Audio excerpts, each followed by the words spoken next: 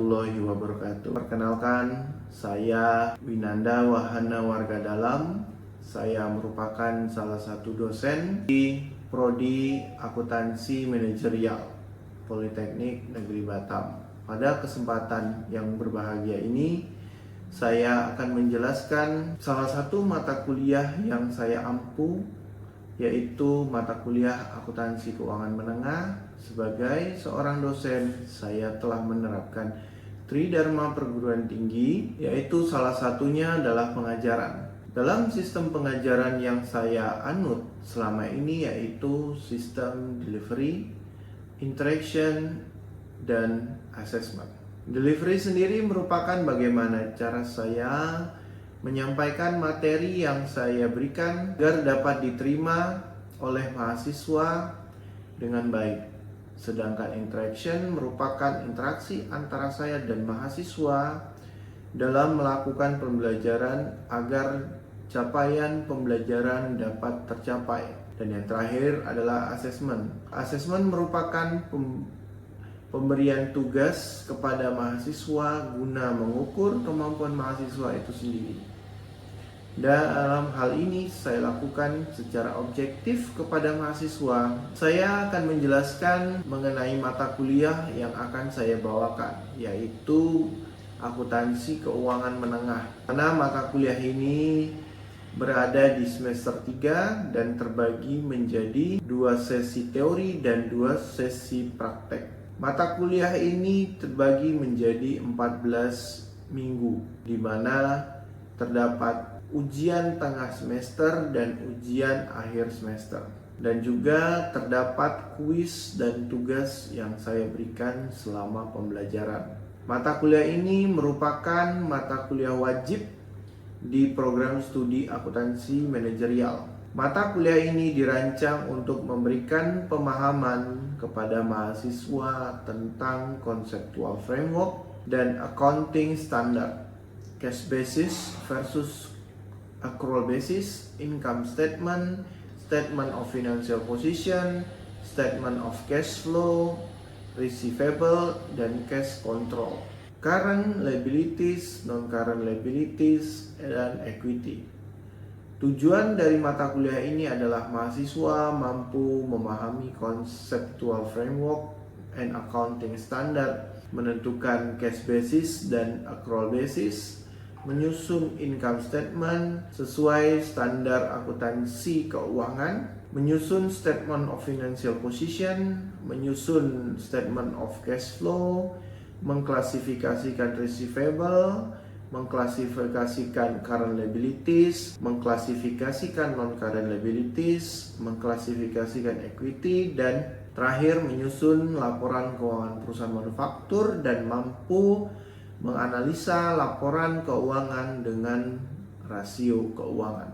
Capaian pembelajaran lulusan pada mata kuliah ini diturunkan menjadi CPMK, di mana terdapat 2 aspek dalam CPMK mata kuliah ini, yaitu umum dan aspek keterampilan khusus. Adapun capaian pembelajaran lulusan yang dibebankan, yang pertama adalah aspek pengetahuan, yaitu yang pertama mampu menganalisa data bisnis keuangan perusahaan, fiskal, dan auditing untuk pengambilan keputusan manajerial dalam lingkup rencana investasi, bisnis, peningkatan kinerja keuangan, bertujuan untuk pelaporan keberlanjutan yang didasari oleh nilai agama, kejujuran, budaya, moral, etika, Pancasila, kepekaan sosial, kepedulian, taat hukum, dan disiplin. Kedua,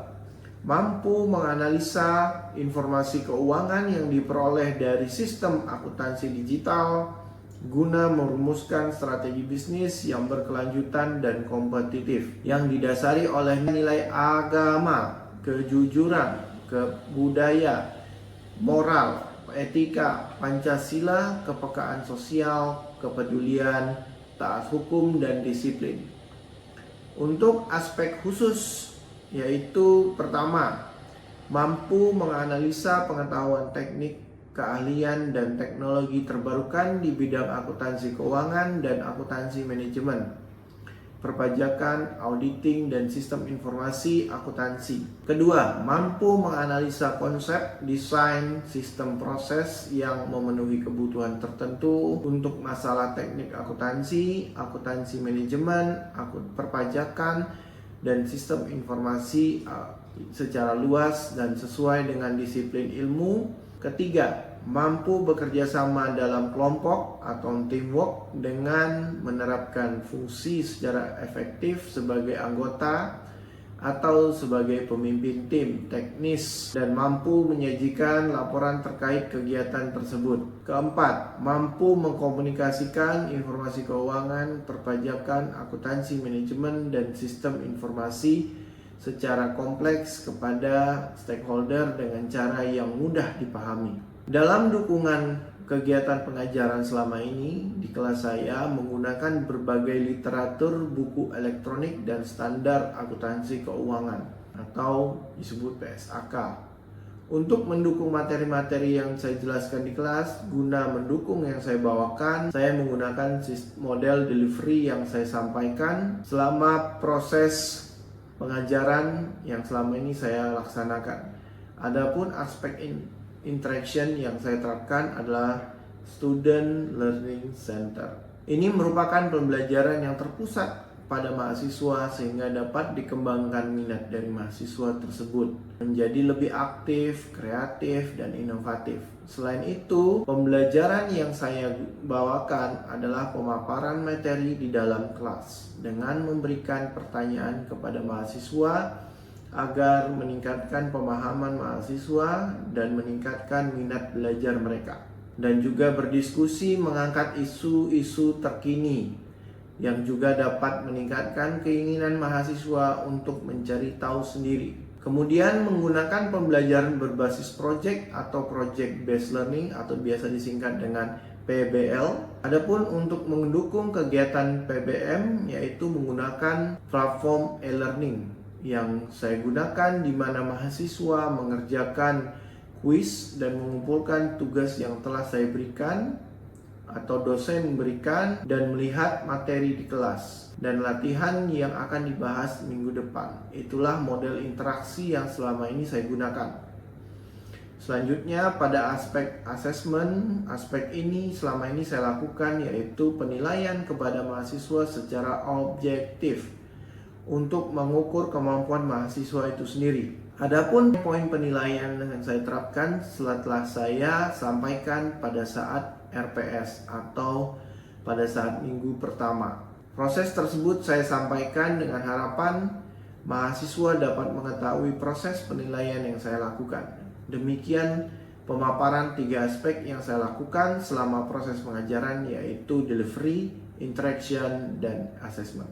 Selanjutnya saya akan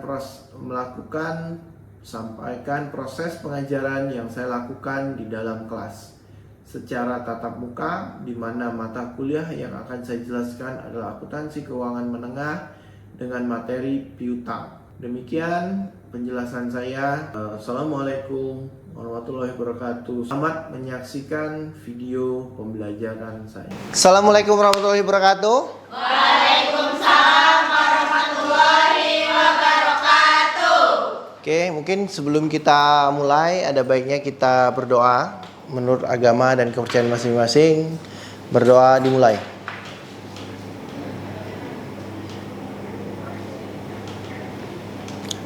Doa selesai. Oke, selamat pagi. Assalamualaikum warahmatullahi wabarakatuh. Waalaikumsalam warahmatullahi wabarakatuh. Sesuai dengan RPS kita minggu ini ya, di minggu keempat, bahwa kita akan mempelajari tentang piutang, di mana materi piutang ini merupakan bagian dari pembelajaran kita di minggu keempat yang sebelumnya sudah saya infokan ke kalian bahwa minggu ini akan ada materi piutang. Sudah kalian pelajari sedikit? Ya. Oke. Nah, di materi ini sebenarnya adalah bagian dari pembelajaran kita menuju PBL, Project Based Learning, di mana kalian diminta membuat laporan keuangan modul ya, membuat laporan keuangan perusahaan manufaktur. Mana salah satunya adalah ada unsur piutang. Makanya kita akan pelajari minggu ini piutang. Oke. Nah, mungkin ada yang bertanya-tanya, apa sih itu piutang? Gitu. Pertanyaannya, kenapa harus belajar piutang?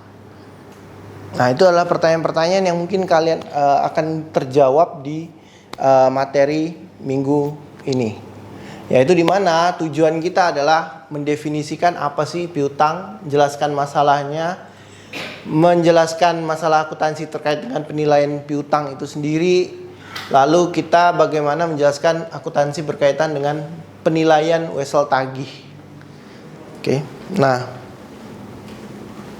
seperti kita tahu, piutang. Nah, piutang itu ada yang tahu nggak piutang itu apa? Ada yang tahu? Ada yang pernah punya piutang ke teman? Atau mungkin gini bahasanya, ada yang pernah ngutangin teman nggak? Pulang duitnya? Setengah, enggak. Nah, kalian orang yang minjemin uang itu disebut piutang. Kalian posisinya itu piutang. Kalian punya piutang ke teman. Teman punya hutang ke kalian. Maka dari itu, kalau misalkan ditanya apakah materi ini berkaitan dengan kehidupan sehari-hari, sangat berkaitan dengan kehidupan sehari-hari. Di mana kalian sering meminjamkan uang, di mana uang kalian tidak pulang. Nah, pertanyaannya adalah, apa sih definisi piutang? Adalah klaim yang dilakukan kepada pelanggan dan pihak lain atas uang, barang, atau jasa. Jadi ada 3. Bisa piutang itu bentuknya uang, bisa dalam bentuk barang, atau dalam bentuk jasa. Jadi artinya adalah kita bisa, orang lain bisa belum menyerahkan uangnya ke kita, atau belum menyerahkan barangnya ke kita, atau mereka belum melakukan jasa. Misalkan kalian sudah membayar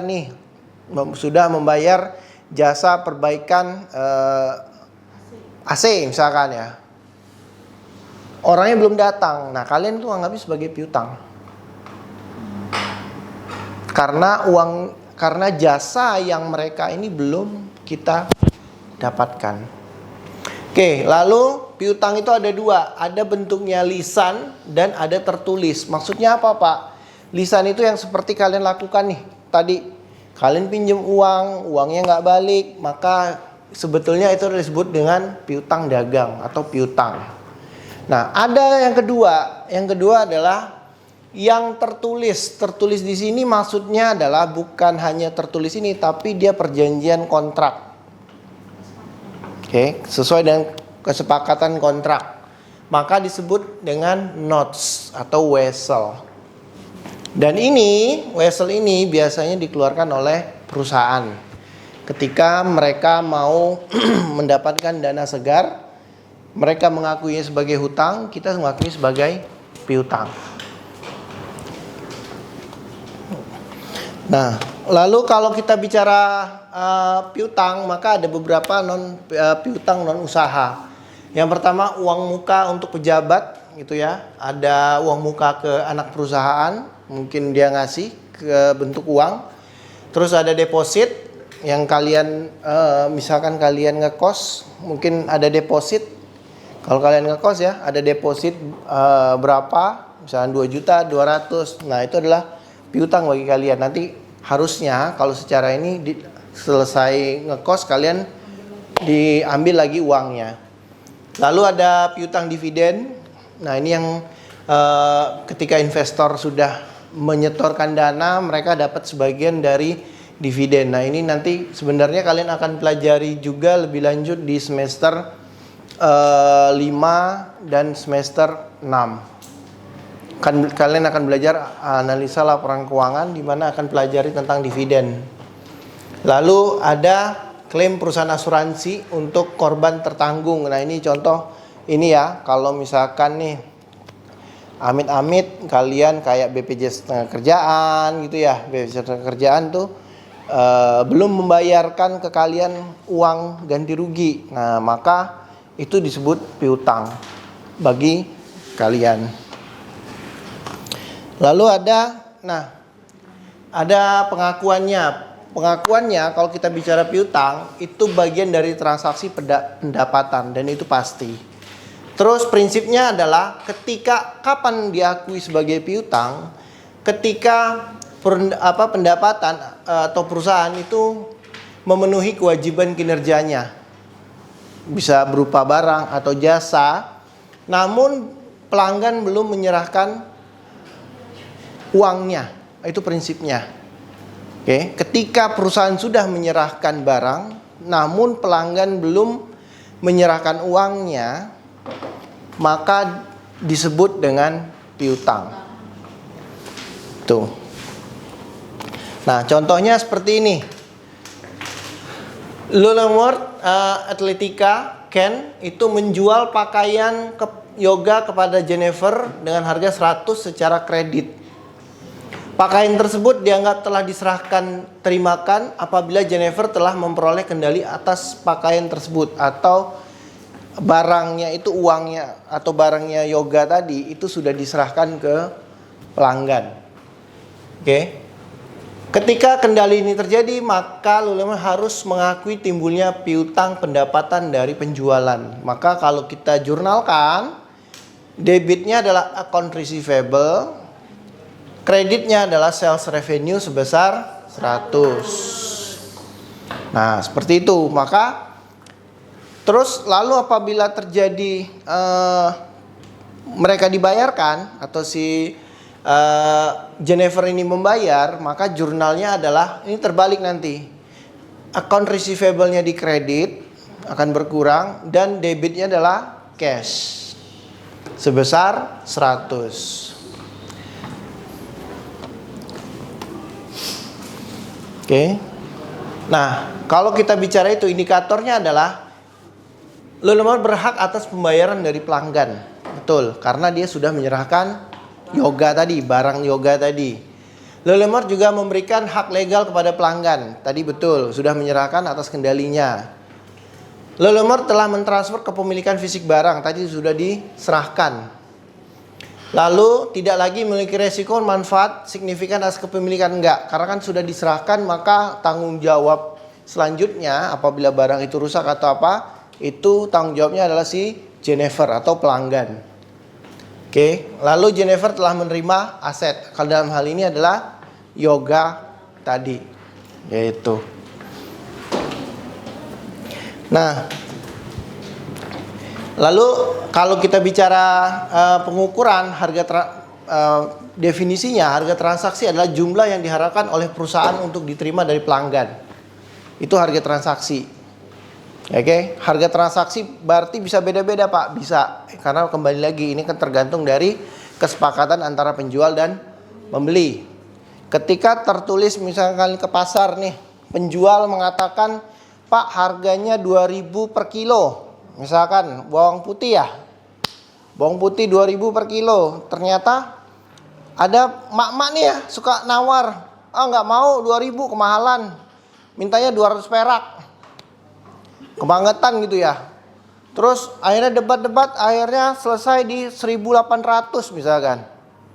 Maka harga transaksi adalah bukan 2.000 tapi 1.800.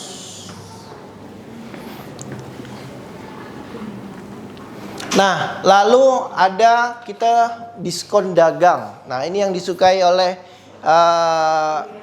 cewek-cewek. Suka melihat yang warna merah-merah. Yang panas-panas itu, matahari.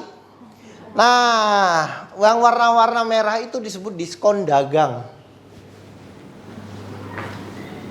Oke, diskon dagang atau orang lain nyebutnya rabat. Diskon dagang apa sih diskon dagang? Diskon dagang itu ketika harganya itu sudah harga net. ketika kalian membayar, misalkan nih harga baju 200.000, diskon 50%. Apakah kalian membayar 200.000 dan dikembalikan 100.000? Kalian hanya membayar 100.000. Nah, itu adalah diskon dagang atau rabat. Gunanya apa? Macam-macam. Menghindari pengubahan katalog harga. Jadi daripada berubah-ubah terus, jadi mereka cuma mainin di diskon. Udah. Bisa juga mengubah yang berbeda, terus menyembunyikan harga faktur yang sebenarnya dari pesaing. Ini juga digunakan biasanya. Oke. Nah, yang kedua yang kita akan pelajari, sebetulnya kita akan belajar tentang diskon penjualan. Di mana diskon penjualan, kalian mungkin sering dengar 2/10 N/30. Nah, di mana artinya adalah dia mendapatkan diskon sebesar 2% ketika pembayaran 10 hari sejak transaksi maksimal 30 hari. Oke, nah di mana nanti kalian akan belajar kalau kita bicara tentang diskon penjualan, maka ada dua metode. Gross method sama net method. Nah, setelah kita belajar piutang, maka kita selanjutnya ngomongin wesel atau notes tadi yang tertulis. Kalau notes itu adalah surat pramis atau surat tertulis bahwa apa? Perusahaan atau perusahaan ya, dalam hal ini biasanya perusahaan ya, dia akan membayar sejumlah uang tanggal tertentu di masa depan dengan instrumen yang bisa dinegosiasikan. Biasanya ini kalau seandainya perusahaan ternyata nggak sanggup bayar, mereka biasanya akan melakukan mungkin perpanjangan restrukturisasi hutang gitu ya. Nah, itu sebetulnya kita akan pelajari lebih lanjut itu minggu depan, yaitu hutang jangka panjang gitu ya. Lalu pihak penerbit akan menyatakan membayar, lalu ada bunganya. Oke, atau tanpa bunga juga bisa. Bedanya apa, Pak? Nanti kita akan belajar apa bedanya wesel berbunga sama wesel tidak berbunga. Oke. Nah, biasanya apa sih? Biasanya itu pelanggan perpanjang jangka waktu. Nggak sanggup nih, ya udah kita perpanjang, bikin surat wesel. Atau juga pelanggan baru, nggak apa-apa, kasih biar mereka lebih lancar atau biar kembali lagi ke perusahaan untuk membeli. Lalu bisa juga transaksi pinjaman nih. Biasanya perusahaan lain nggak sanggup bayar, dia mau pinjam uang, dia ngeluarin wesel. Nah, dia keuntungannya apa? Keuntungannya adalah di masa depan perusahaan yang membeli wesel tersebut akan mendapatkan uang yang lebih, bisa dalam bentuk bunga atau tanpa bunga. Tanpa bunga nanti seperti apa? Biasanya harganya akan jauh lebih murah. Oke. Nah, ada pengakuan wesel itu ada jangka pendek, ada jangka panjang. Jangka pendek itu dicatat nominal dikurangin penyisihan. Nah, yang kita akan pelajari sebetulnya adalah jangka panjang. Dimana kalau kita jangka panjang, nanti kita akan pelajari tentang tingkat bunga. Oke. Ada state rate, ada market rate. Apa bedanya? State rate ini adalah yang tertulis, bunga yang tertulis. Oke. Ada market rate atau tingkat pasar. Dalam hal ini apa? Yang diharapkan dibayar berapa. Kalau state rate sama dengan market rate, maka dia disebut face value. Dia tidak ada penyesuaian kembali. Nah, yang jadi kendala biasanya mahasiswa ini adalah state rate-nya itu lebih besar dari market rate dan state rate-nya lebih kecil dari market rate. Kalau seandainya lebih besar, seandainya perusahaan ini mengharapkan cuma 2%, sedangkan state-nya yang tertulis itu 5%. Maka dia disebut premium karena di atas. Sebaliknya, kalau dia mengharapkan 5%, sedangkan state-nya yang tercantum hanya 2%, maka selisihnya disebut diskon.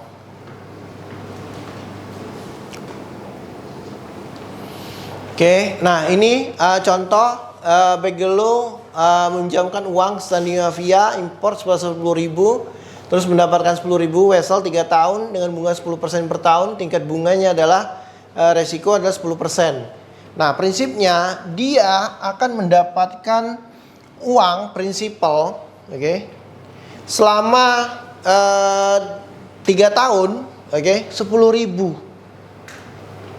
Terus setiap bulan karena dia 10% ya, maka dapat 1.000. Nah, itu prinsip wesel. Jadi setiap tahun dia dapat dan juga prinsipalnya dapat 10.000 di akhir. Oke. Mungkin itu materi kita hari ini. Mungkin ada pertanyaan? Iya. Atas nama siapa? Lydia Oke, Mbak Lydia. mau nanya, jika barangnya belum diterima, apakah boleh diakui sebagai piutang? Pertanyaan bagus. Mungkin nanti kalau seandainya gitu ya, barangnya belum diterima. Mungkin dalam hal ini mungkin Mbak Lydia mau nanya, apa sih kalau seandainya barang itu masih dalam perjalanan nih?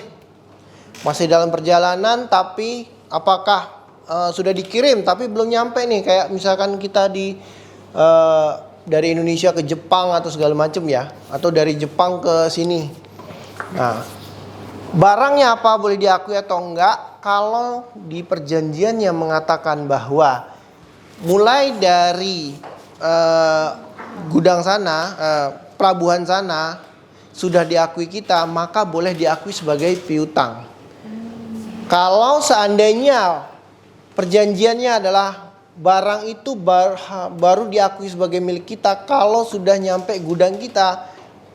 Kalau dalam perjalanan maka belum diakui sebagai piutang karena barangnya belum sampai. Seperti itu ya, Mbak. Oke, mungkin ada lagi?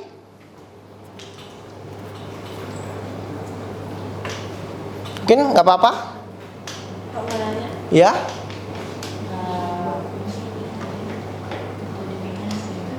Metode mana yang sering dipakai di perusahaan Pak? Gross method atau net method? Oke, nah ini pertanyaan bagus ini. Kalau kita bicara gross method atau net method yang sering dipakai, itu sebenarnya kita pelajari bahwa dua-duanya sebenarnya bagus, Mbak. Baik, cuman mana yang lebih ini biasanya untuk memudahkan itu pakai gross method. Seperti itu. Oke. Mungkin kalau tidak ada lagi pertanyaan, kita akhiri. Sebelum kita akhiri, nanti ada tugas ya, latihan, dimana nanti minggu depan kita akan bahas. Oke.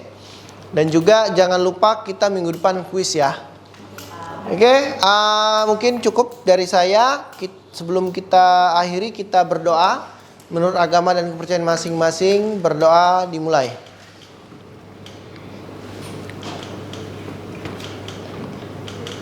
Berdoa selesai. Oke, mungkin saya akhiri. Assalamualaikum warahmatullahi wabarakatuh.